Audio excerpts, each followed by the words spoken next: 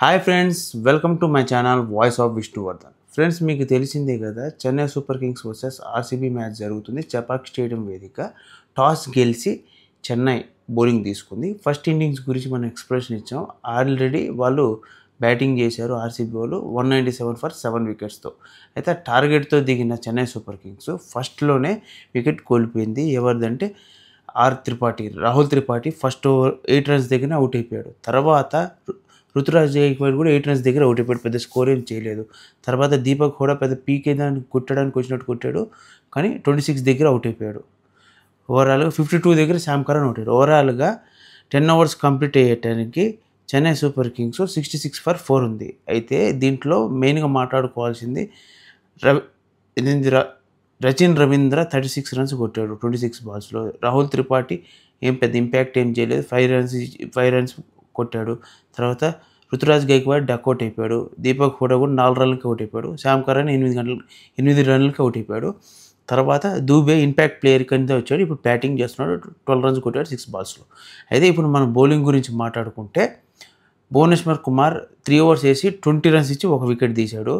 తర్వాత జేస్ హేజల్వుడ్ ఏమో 2 ఓవర్స్ వేసి 2 వికెట్స్ తీశాడు 6 రన్స్కి 3 ఎకానమీతో. ఎస్ దయాలు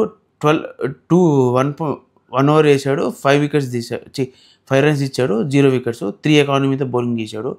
లివింగ్స్టోన్ 2 ఓవర్స్ వేసాడు 18 రన్స్ ఇచ్చాడు 1 వికెట్ తీశాడు 9 ఎకానమీతో బౌల్ చేశాడు. యశ్ శర్మ 2 ఓవర్స్ వేసాడు 17 రన్స్ ఇచ్చాడు 8.5 ఎకానమీతో బౌలింగ్ చేశాడు. ఓవరాల్గా ఆర్సీబీ బౌలింగ్ పర్లేదు. రెగ్యులర్ ఇంటర్వెల్స్లో వికెట్ తీశారు.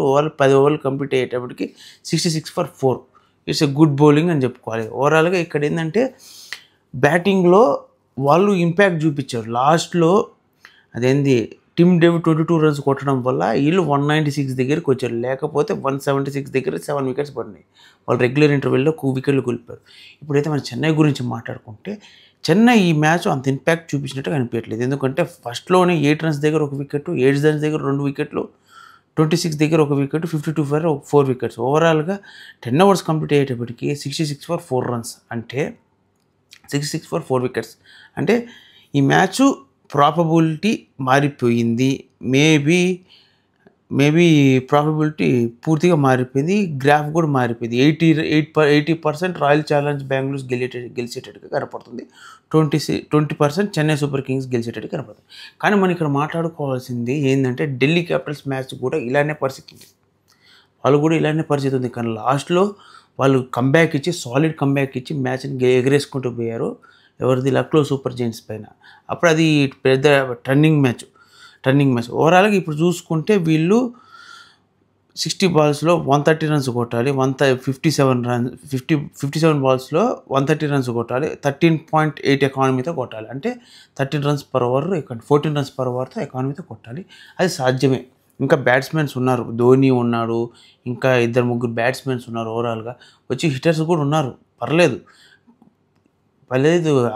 చెన్నై సూపర్ కింగ్ కంబ్యాక్ ఇచ్చే ఛాన్స్ ఉంది. కానీ ఇప్పుడు ఆర్సీబీకి రెగ్యులర్ ఇంటర్వెల్స్ వికెట్ తీసినట్టు ఇంకొక 2 వికెట్లు కింద తీయగలిగితే మ్యాచ్ పూర్తిగా ఆర్సీబీ చేతిలోకి వచ్చేస్తుంది. ఆర్సీబీ గెలిచే ఛాన్సెస్ ఎక్కువ కనపడుతుంది. ఎందుకంటే ఇప్పుడే దాదాపు 80% దాకా వచ్చిందంటే ఇంకొక 2 వికెట్లు పడితే అది ఇంకెక్కువ పర్సెంటేజ్ పెరుగుతుంది. సో ఫ్రెండ్స్, మీకు కానీ ఈ వీడియో నచ్చితే లైక్ చేసి subscribe to my channel voice of Vishnuvardhan. మీకు ఇలాంటి మోర్ కంటెంట్ ఉన్న వీడియోస్ కోసం నా ఛానల్ లైక్ చేసి సబ్స్క్రైబ్తో పాటు బెల్ ఐకాన్ నొత్తి ఆల్ ఆప్షన్ ఆన్లో పెట్టుకోండి. Thank you for watching. Stay tune for more videos.